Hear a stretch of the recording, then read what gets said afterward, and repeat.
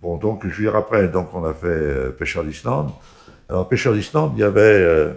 C'était un film plus ambitieux parce que, en réalité, il y avait Pierre qui est toujours partisan des choses paroxysmiques, parce qu'il aime bien que les choses se passent toujours. Il ne faut pas que ce soit un truc qui soit simple à faire. Plus c'est compliqué, mieux c'est. Plus il y a d'inconfort, c'est encore mieux. Si on peut rester sans bouffer pendant plusieurs jours, avoir le pied. Bon, c'est toujours bien ce truc-là. Alors donc il avait prévu de tourner sur le bateau. Alors, le bateau, on l'avait appelé Pêcheur d'Islande. C'est un bateau qu'on avait loué avec un équipage de fortune, si on peut dire. Il y avait un jeune capitaine qui était le patron, puis 2 pochetrons qui étaient à l'équipage. C'était vraiment 2 pochetrons, hein. Plus un chef mécanicien.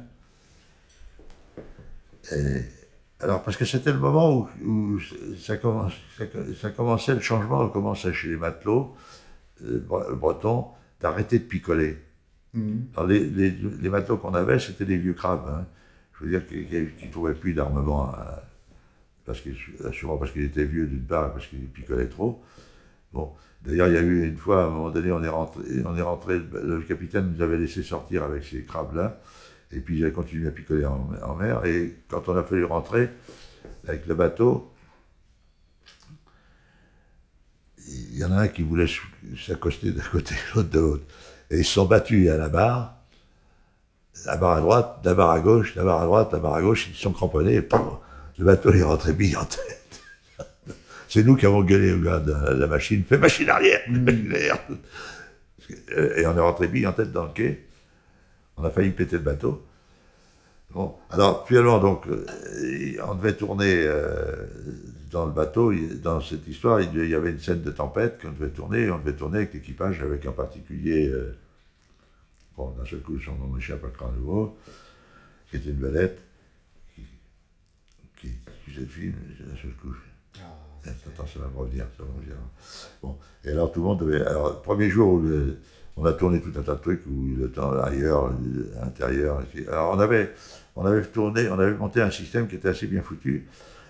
C'est-à-dire que on avait un certain nombre de décors qu'on avait installés dans un espèce de truc de balles qui existait en Bretagne, des grandes salles, et on avait installé un studio fictif là-dedans, qui nous permettait, où on avait mis de la lumière installée, c'est-à-dire que si le temps était mauvais pour tourner dehors, on pouvait rentrer pour tourner, donc tous les matins. C'est ça. Tous les matins, il y avait une évaluation du temps qu'il fallait pour tourner, etc.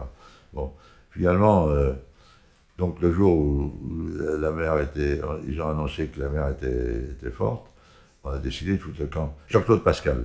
Jean-Claude Pascal, c'est ça. Pascal, la mer était forte. Alors tout le monde était content. Ouais, je suis le bateau, la tempête, etc. Bon, et on a monté tout le truc. On avait embouffé un groupe électrogène à l'avant du bateau pour mettre de la lumière à l'intérieur. Bon, en même temps, j'étais complètement fou, parce que je veux dire, sur ce bateau, c'était quand même très compliqué. Bon, et puis on est sorti, et alors je me souviens, il y en avait un, pour pas avoir un mal de mer, il avait des grosses boîtes de pastilles Vichy, puis il s'est tapé ses pastilles.